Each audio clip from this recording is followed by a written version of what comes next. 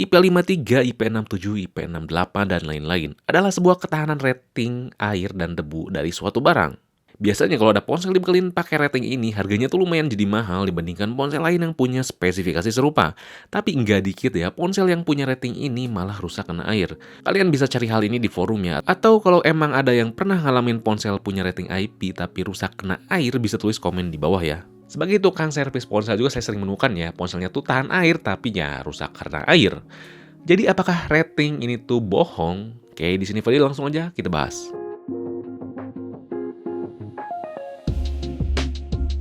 Yang pertama kita bahas dulu apa itu rating IP. Ingress Protection atau IP adalah sebuah rating ketahanan yang diberikan terhadap barang elektronik dengan kondisi tertentu. Rating ini biasanya ditulis dalam dua angka ya. Angka pertama adalah ketahanan debu, karena debu itu bisa merusak ponsel ya dalam jumlah tertentu. Terus angka kedua adalah ketahanan air. Kita bisa lihat dan baca ya di tabel ini. Saya juga udah taruh linknya di bawah kalau misalkan kalian tuh pengen baca lebih lama lewat artikel.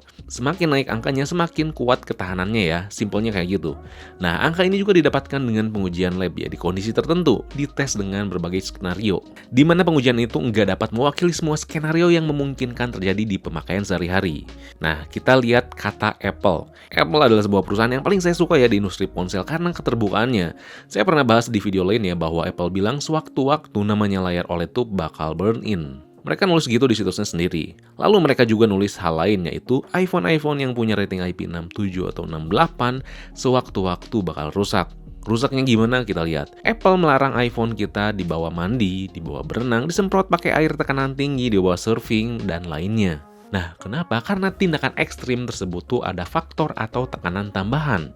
Jadi kalau misalkan kita berenang ya pasti ada tekanan tambahan waktu kita berenang, atau misalkan ada anak kecil yang ngelempar sebuah ponsel kenceng banget, nah itu lebih ada tekanan tambahan atau faktor lainnya gitu yang membuat air itu lebih mudah masuk ke dalam ponsel. Maka dari itu di poin sebelumnya saya bilang bahwa di pengujian lab tuh nggak bisa ngecover semua kegiatan yang ada di kegiatan sehari-hari. Di pengujian lab tuh sudah dikondisikan gitu ya, airnya gimana, suhunya gimana, kondisinya gimana, nggak bisa mewakilin semuanya. Udah ada standar tertentu. Jadi sewaktu-waktu ponsel kalian yang punya rating IP itu ya bakal cepet rusak kalau misalkan sering dipakai berenang atau misalkan kegiatan-kegiatan yang emang harusnya tuh enggak dilakukan. Nah, yang ketiga tuh enggak bertahan lama. Nah, Apple juga bilang ya bahwa rating IP ini tuh seiring pemakaian kita walaupun normal, walaupun enggak pernah dibawa berenang, kemampuannya tuh bakal berkurang.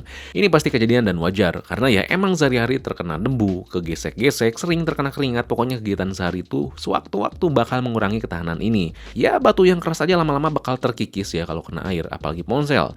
Jadi kalau misalkan punya ponsel apapun, nggak cuma iPhone, udah dipegang lama selama bertahun-tahun, atau pengen beli ponsel dengan rating IP dengan kondisi bekas, walaupun mulus, pasti kemampuan ketahanan airnya tuh udah berkurang. Jangan jadi patokan utama atau jangan jadi ngerasa aman banget. Nah, jadi apakah jangan dibeli ya?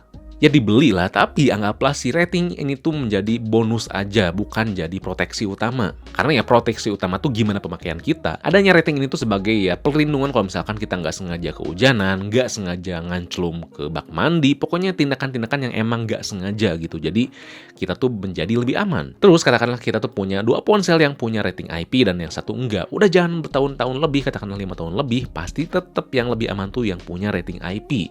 Walaupun ya tadi ya kemampuannya tuh bakal berkurang, tetap ya si desainnya tuh udah dimaksimalkan biar nggak mudah rusak kalau kena air dan debu. Dengan catatan sekali lagi nggak sengaja dibawa ceroboh gitu. Dan sekali lagi buat lebih clear, si rating IP ini tuh bukan buat ngebobodo atau buat bikin kita tuh jadi dibohongin, tapi sebagai proteksi saja, proteksi tambahan. Ibaratnya ini tuh kayak vaksin COVID ya, kita tuh udah disuntik ya pasti lebih aman dari COVID-19.